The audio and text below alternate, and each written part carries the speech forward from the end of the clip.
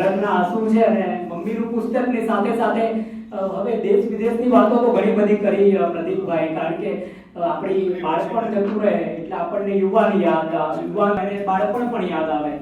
એકવાર ટીચર ઘરે નોંધ મોકલે છે કે તમારો દીકરો છે ભણવામાં હોશિયાર છે, આજ્ઞાંકિત છે, કહેલું બધાય બગાડે છે.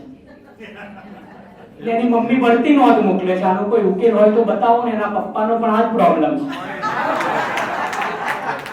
મૌલીબેન હસવાનું છે.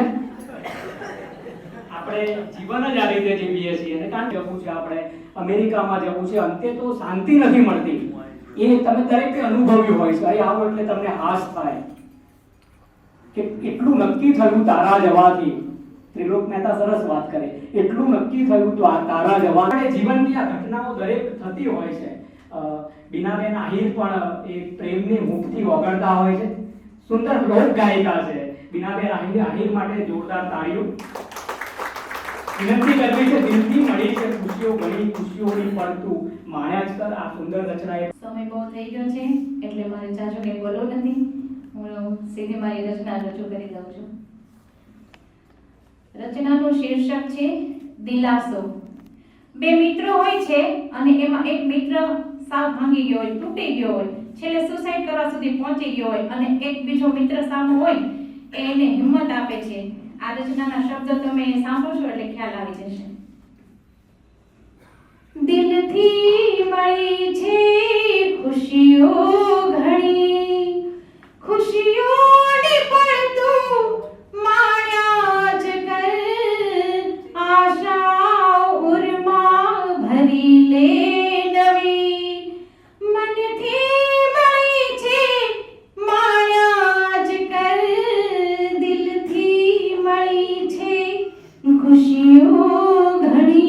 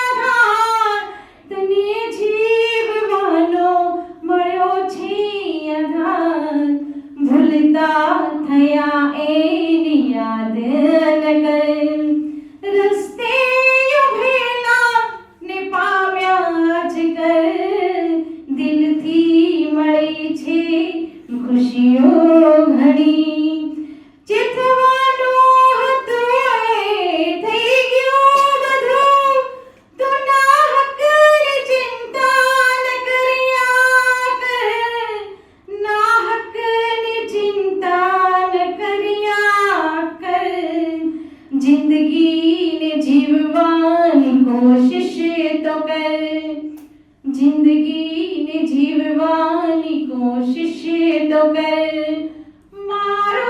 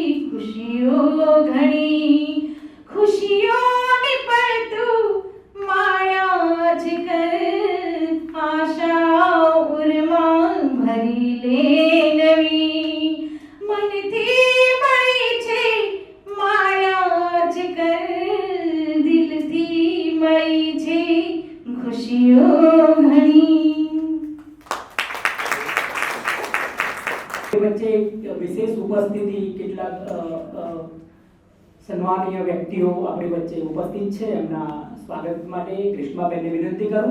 Shri Ghanshyambhai Patel, Canada, our own senior citizen group રજાઈના સંચાલક છે. રાષ્ટ્રીય પુરસ્કાર વિજેતા શિક્ષક, હાલ નડિયાદથી પધાર્યા છે. આવો સાહેબ. ગ્રીષ્માબેનને વિનંતી એમનું પુસ્તકથી સન્માન કરે. જોરદાર તાળીઓનો વિવેક.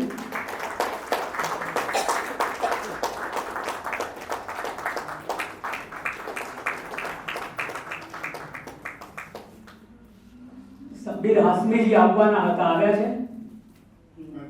શ્રી રાજુભાઈ રબારી પધાર્યા છે. રાજલેખન સાપ્તાહિકના સંપાદક છે, સુંદર કવિ છે અને દરેક કાર્યક્રમમાં અચૂક હાજરી હોય. રાજુભાઈ ખૂબ ખૂબ આભાર. પુસ્તકથી હું વિનંતી કરું ખગેશ પંડ્યાને તે આવે અને એમનું સ્વાગત કરે. મૌલીબેન આપ પધારો.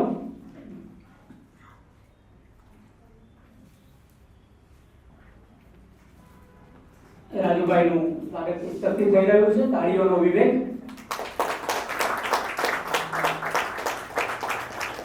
રાજુભાઈ એમના રાજલેખન સાપ્તાહિક દ્વારા એક કરંટ અફેર્સ હંમેશા અને સાહિત્યની કોલમ પણ ચલાવે છે. શ્રીમતી પૂર્ણિમાબેન શૈલેષભાઈ શાસ્ત્રી, સદવિચાર વરિષ્ઠ ગૌરવ પરિવાર પાલડી આપુ ઉપસ્થિત છે. જોરદાર તાળીઓનો વિવેક. કર્મ શુક્લને વિનંતી કરું આવે. ગ્રીષ્માબેનને વિનંતી કરું આપ જ સન્માન કરો. સ્નેહાબેન આવે. यहाँ पर जोरदार ताड़ियों विवेक. श्री प्रद्युमनभाई गलवाड़ी समाज सेवी છે ને સતીનભાઈના પરમ મિત્ર વડોદરાથી પધાર્યા છે. સ્નેહાબેન આવો ને એમનું સન્માન કરો.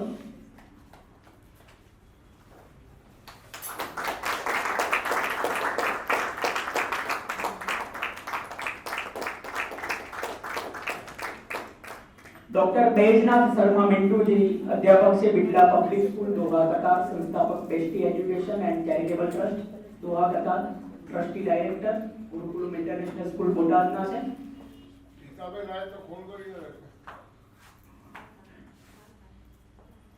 मिंटू जी आइए, आपका स्वागत अभी तो कर रहे हैं, बाद में किताब भी खोल देंगे.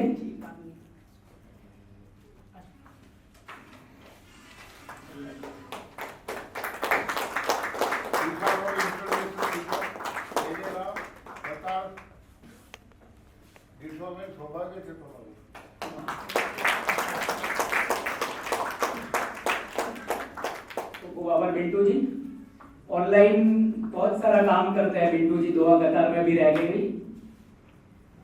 સીધું ડોક્ટર નીરવ ઠક્કર સાહેબ જેમની નિશ્રામાં આપણે ઉપસ્થિત થયા છીએ સૌ અને આ સુંદર કાર્યક્રમ થઈ રહ્યો છે. પ્રાસંગિક એમનું વક્તવ્ય આપવા માટે વિનંતી કરું. આવો સાહેબ. ઉપસ્થિત અમારા સૌના અમે દાદા ગુરુ કહીએ છીએ એવા ડોક્ટર સતીનભાઈ, આમ જો તમને સાંભળવાનો મોકો મળશે, હા, એને સાંભળીએ તો એવું લાગે કે સતત સાંભળ્યા કરીએ. હિન્દી અને ઉર્દુ એ વિષય ઉપર એમની જબરજસ્ત પકડ છે.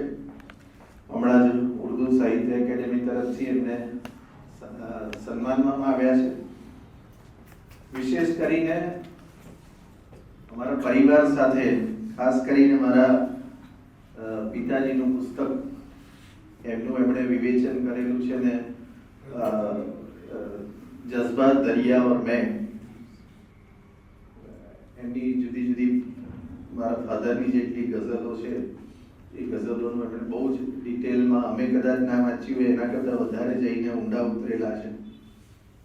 એવું જ મારા મોટા બ્રધર ડૉક્ટર ગુરુદત્ત ઠક્કર, એમના બે કાવ્ય સંગ્રહ બહાર પડ્યા અને એમાંનો એક દ્રશ્ય ઉવાચ, એમાં તો ડૉક્ટર સતીનભાઈએ એની બહુ જ સરસ છણાવટ કરેલી છે એમની પંક્તિઓની. આજે આમ એવો યોગાનુયોગ ઊભો થયો કે ડૉક્ટર સતીનભાઈ અમારા આંગણે પધાર્યા છે. આમ બહુ સાચું કહું તો આ તારીખ અમારી સંસ્થામાં થોડીક અનુકૂળતા ઓછી હતી આજની, પણ કોઈ બીજી તારીખ સેટ થતી નથી, એટલે આજે અમે આ એમને એકોમોડેટ કર્યું છે કે તમને થોડીક અવ્યવસ્થા લાગે, કારણ કે પેરેલલ 4-5 વસ્તુ ચાલી રહી છે.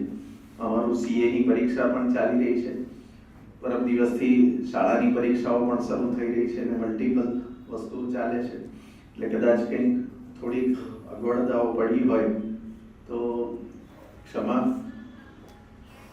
2-3 નાની વાત કરવી છે ગ્રીષ્માબેન વિશે. ગ્રીષ્માબેન આ જ સંસ્થાના વિદ્યાર્થી, એજી હાઈસ્કૂલમાં જ એમણે અભ્યાસ કરેલો. સ્નેહાબેન પણ અમારા પેરેન્ટ, અમારી જ સંસ્થામાં એમના દીકરા દીકરીઓ ભણી ગયેલા. એટલે અગાઉ પણ જ્યારે એમનું આટલું પુસ્તક બહાર પડ્યું ત્યારે પણ એમનું વિમોચન આ જ પ્રાંગણમાં થયું હતું, એજી હાઈસ્કૂલમાં થયું હતું. એટલે એમનો એજી હાઈસ્કૂલ માટેનો લગાવ જ્યારે જ્યારે અહીંયા આવે ત્યારે અચૂક મળવા આવે. એટલે પર્સનલી મને એ બહુ ઇન્સ્પાયર કરે છે કે કોઈ વ્યક્તિ આટલા વર્ષો થઈ જાય શાળાથી છૂટા પડ્યા પછી, અને છતાંય એ જે શાળા જોડે આટલો સતત સંપર્ક જાળવી રાખે.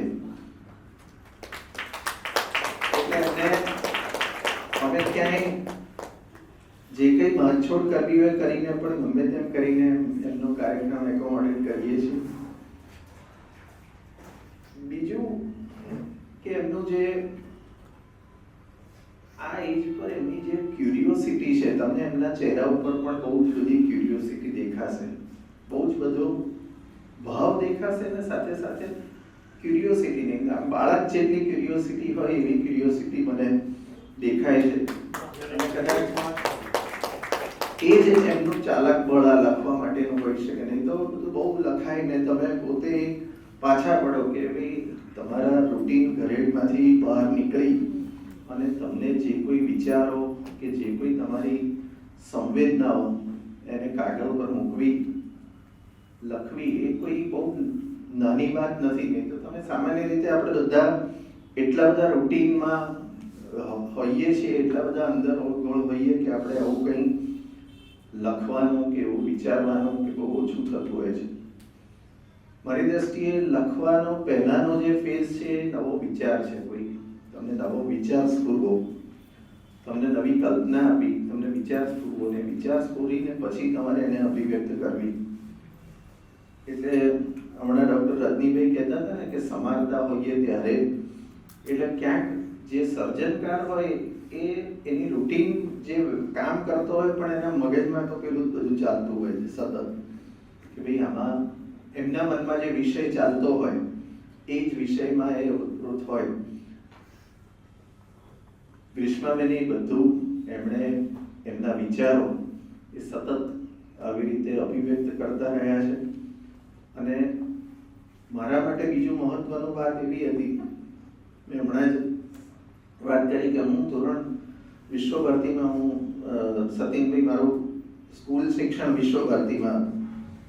એટલે વિશ્વ ભારતીમાં હતા ત્યારે એ વખતે અમે 11માં હતા ને એક કવિ સંમેલન અમારા સ્કૂલમાં રાખ્યું હતું. એ વખતે રમેશ પારેખ અને અનિલ જોશી એ મંચ ઉપર સાંભળ્યા હતા.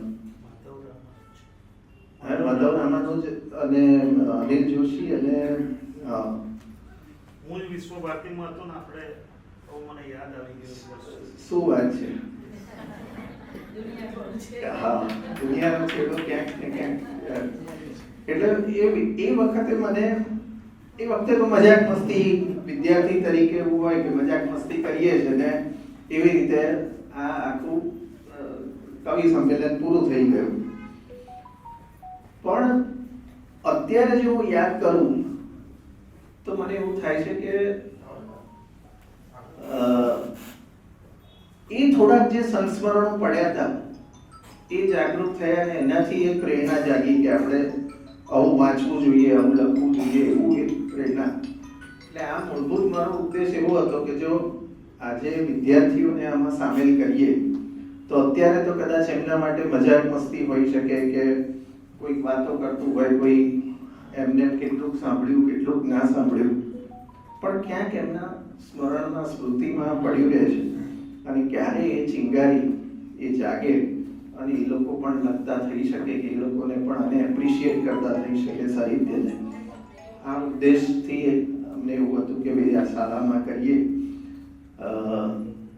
ગ્રીષ્માબેન આપણે વાત કરી એમ સતત સારું લખતા આવ્યા છે અને પાછું લખીને પબ્લિશ કરતા આવ્યા. લખવું એક વસ્તુ છે ને, એને પબ્લિશ કરવું એના માટે પણ બહુ બધી હિંમત જોઈએ. તો એ એમનું સર્જન આવી રીતે સતત મૂકતા આવ્યા છે. ગ્રીષ્માબેન આવું ને આવું લખતા રહે અને એના સમાજને આવું નવું સાહિત્ય મળતું રહે એવી શુભેચ્છાઓ સાથે હું વિરમું છું. થોડી સમયની આજે એવી પરિસ્થિતિ છે કે સમયની મારામારી છે, ક્યાંક કંઈક અગવડતા પડે. મારે પણ 2-3 વસ્તુ પહેરેલ ચાલે છે એટલે ઉપર નીચે થવું છે, પણ થોડું દરગુજર કરશો. ફરીથી ગ્રીષ્માબેનને ખૂબ ખૂબ શુભેચ્છા. એમના પિતાશ્રી ગુરુદત્તભાઈ અને નીરવભાઈ અને સતીનભાઈ, આ સતીનભાઈ જ્યાં જોડે ને ત્યાં આખું પરિવારની ફિલિંગ્સ હોય ને તો જ મજા આવે છે. એના કારણે અમે બધા સર આવીએ છીએ અને પરિવારનો હિસ્સો અમે માનીએ છીએ. અમારી લાગણી એટલી બધી છે એટલે આ બધું કામ લાગણીથી જ થતું હોય છે. GTPL ની વાત કરી, કાવ્ય રસમાં અને સુગમ સંગીતમાં સતીનભાઈ એટલા બધા નામો આપે. મેં મારી પેશન, મારી એક લિમિટ પૂરી ના થાય ત્યાં સુધી બધાનું રેકોર્ડિંગ કરું. કવિતામાં અમે એવું છે કે કવિતા લખવી એટલે ઓજસ પાલનપુરી. આમ તો 12:30 પૂરું જ કરી દઈશું કે 12 વાગ્યા છે, અડધો કલાકનો વિશેષ નથી. પણ વાત એટલા માટે કરવી છે કે સાહિત્ય સરિતા ગ્રુપના કેટલાય નવા કલાકારો છે જે લખે છે, કવિઓ છે અને કલાકારો પણ છે. તો ઓજસ પાલનપુરી માત્ર એક શેરથી જીવે છે. મારી હસ્તી મારી પાછળ એ રીતે વિસરાઈ ગઈ, આંગળી જડમાંથી નીકળીને જગા પુરાઈ ગઈ. એક તો શેરથી. એટલે ક્વોન્ટિટીમાં તમે કેટલું લખો છો એ મહત્વનું નથી, તમે ક્વોલિટીમાં કેવું લખો છો ને એ અગત્યનું છે. અને પછી ટેકનિકલ પોલિશ તમારામાં પહેલા એ તો હોવું જોઈએ કે કવિતા હોય અને પછી એમાં છંદ હોય, એમાં અરુજ હોય, ઉર્દુ બહેર હોય તો ગઝલ બને. ગાયકીમાં પણ એવું છે, તમને તાલ તો આવડતા હોય, તમે ગાયકી તમે ગાઓ છો બાય બોર્ન હોય, પછી તમારે તાલબદ્ધ થવું પડે, રાગને ન્યાય આપવો પડે. તમારી કઈ કાળીમાં તમે કયો તમારો સ્વર કયો છે તમને ખબર હોય તો એટલે. અને પછી તમારા શોખ માટે ગાતા હોય એ વસ્તુ અલગ છે, શોખ માટે લખતા હોય અલગ વસ્તુ છે. પણ અમારું GTPL માં 24 રાજ્યોમાં પ્રસારણ હોય તો અમારે પણ જોઈને કરવું પડે કે પ્રોગ્રામ ડાયરેક્ટર તરીકે હું છું, પણ મારી લિમિટ ક્રોસ ના થાય ત્યાં સુધી હું રેકોર્ડિંગ કરું છું બધાના. કોઈને આજ સુધીમાં મેં ના નથી પાડી. મેસેન્જર છું, તમારા બધા માટે છું. જોરદાર તાળીઓ તમારા બધા માટે.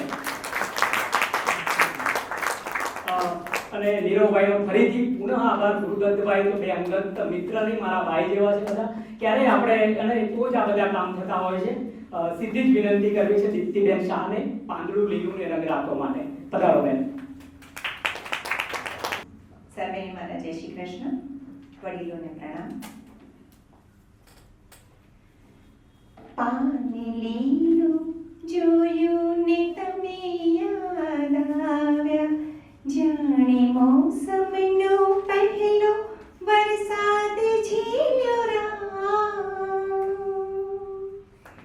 એક તરણું કોળ્યું ને તમે યાદ આવ્યા, તમે યાદ આવ્યા, તમે યાદ આવ્યા. પાને લીલું જોયું ને તમે યાદ આવ્યા, જાણે મોસમનો પહેલો વરસાદ ઝીલ્યો રામ.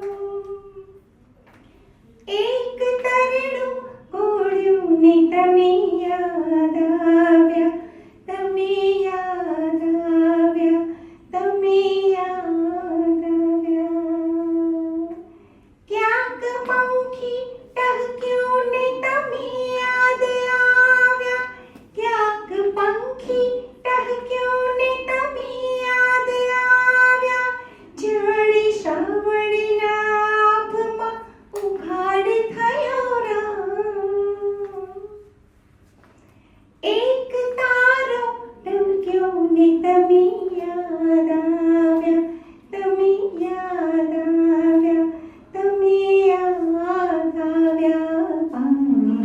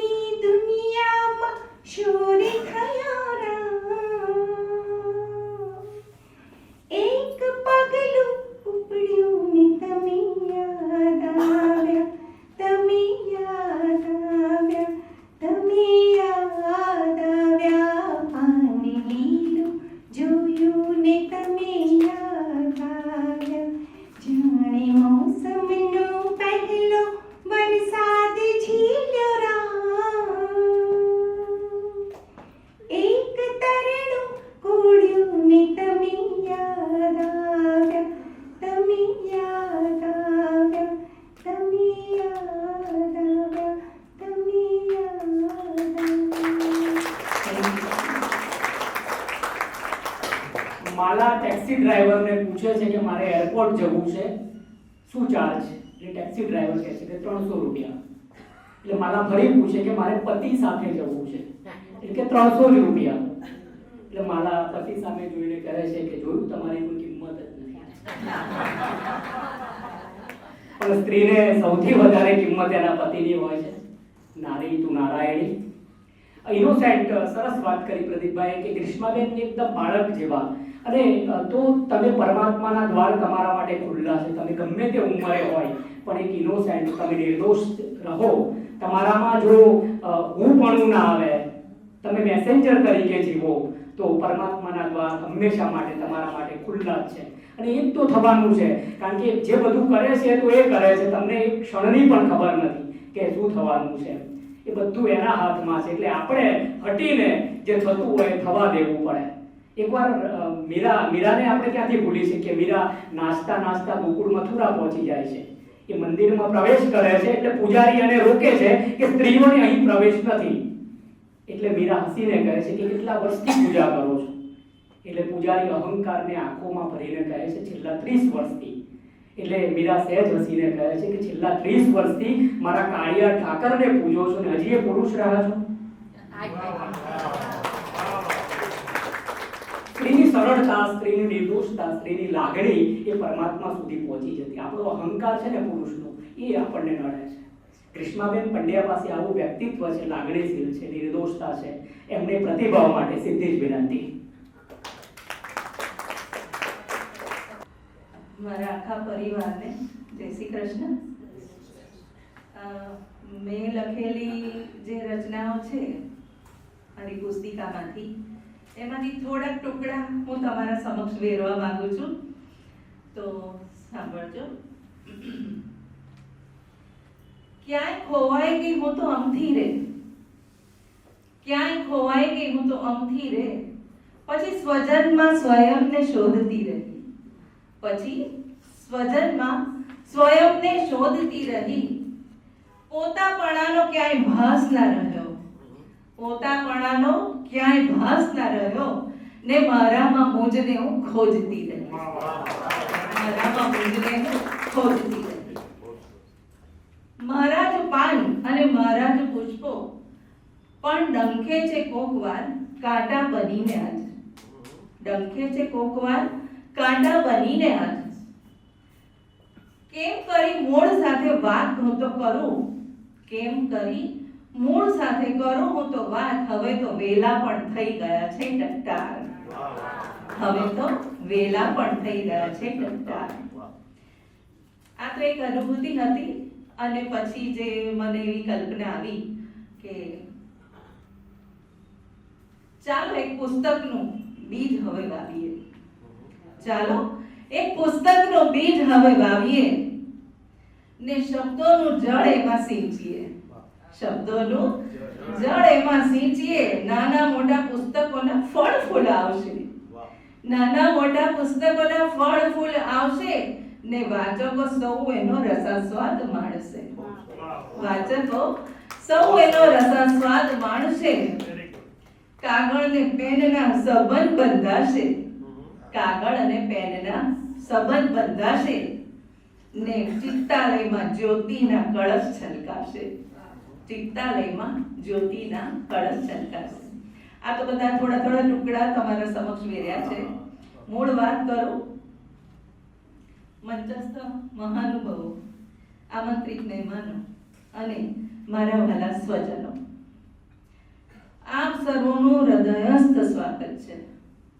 મનની વાત કરું તો મને ગર્વ છે એ વાતનો કે આજે હું આ શાળામાં ભણી છું. મને ગર્વ છે એ વાતનો કે આજની મારી પુસ્તિકાના વિમોચનમાં આ મંચસ્થ મહેમાનો મહાનુભાવો જે છે એમનો સંપૂર્ણ સાથ સહકાર પહેલેથી છેલ્લે સુધી મને રહ્યો છે. તો એનો આભાર માનવા સિવાયનો મારી પાસે બીજો કોઈ શબ્દ નથી. એ બાબતનો નિશબ્દ છે. સાહિત્યના સાગરમાં ખૂબ ખેડાણ કરીને ડૂબેલા મહાનુભાવોના સ્વાગત માટે હું નિશબ્દ છું. અને બીજો પણ એક ગર્વ એ છે કે મને મારા પિયરમાં અને સાસરીમાં ખૂબ જ સહકાર સાંપડ્યો છે બધી રીતે મારા લેખનમાં. રહી વાત મારા પાંચમા પુસ્તકની, તો અગાઉ મેં કરી છે વાત ચાર પુસ્તકો, અનુભૂતિ, અવિરત, અચાનક, અંતરનો નાદ. આ બધામાં ટૂંકી વાર્તાઓ છે, કવિતાઓ છે, ગઝલ છે. અચાનક તો નવલિકા જ લખી છે મેં, પણ આ બધાથી થોડું જુદું હું લખવા માંગ્યું મેં આમાં. તો નાના નાના લેખ લખ્યા અને શ્રીમાન પ્રદીપભાઈએ મને જે વિષયો આપ્યા એમાંથી પણ મેં થોડી કવિતાઓ લખી, થોડા લેખ લખ્યા. તો એ બધા મેં તારવી લીધા અને મને વિચાર આવ્યો કે ચલો આનું જ એક પુસ્તક બનાવી લઉં અને આપ સર્વ સમક્ષ રજૂ કરું.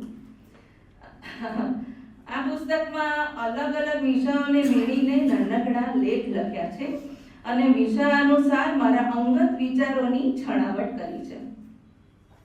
જીવન જીવતા જીવતા જડાઈ ગયેલી ફિલસૂફીને મેં મારા આ પુસ્તકમાં શબ્દ રૂપે પાથરી છે.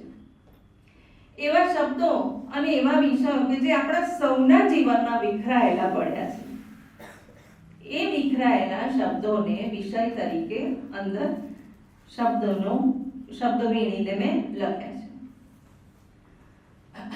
આ પુસ્તિકાનું નામકરણ મેં કેમ આપ્યું, કેમ આલેખનનો ઉજાસ, આ વિશે થોડું જણાવું તો મારા અંતરના ઓરડેથી લખાયેલા દરેક વિષયોના લેખ અને તેમાં રોપાયેલા મારા વિચારો નો ઉજાસ સમાજમાં પથરાય. તો એ તાત્પર્યથી મને આ શીર્ષક મને યોગ્ય લાગ્યું અને મેં આપી દીધું.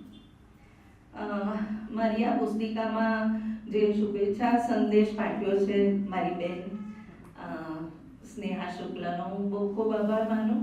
મારા નણંદ છે પ્રીતિબેન શુક્લ, પણ અત્યારે હાજર નથી એમની અંગત વ્યવસાયને કારણે, તો એમનો પણ આભાર માની લઉં. હવે આમાં મેં 2-3 વિષયોમાં હું અનુક્રમણિકા પર પસાર કરું તો સાચું સગપણ એક વિષય એવો છે કે સાચું સગપણ તમે શું માનો છો? સાચું સગપણ એટલે શું? સાચું સગપણ મા બાપ છે, ભાઈ બહેન છે, લોહીના સંબંધો છે, મિત્રો છે, સગાવાલા છે, કોને કહેવાય સાચો સંબંધ? તો વિચાર એવો આવ્યો કે ખરેખર એક ઉદાહરણ નાનકડું આપું.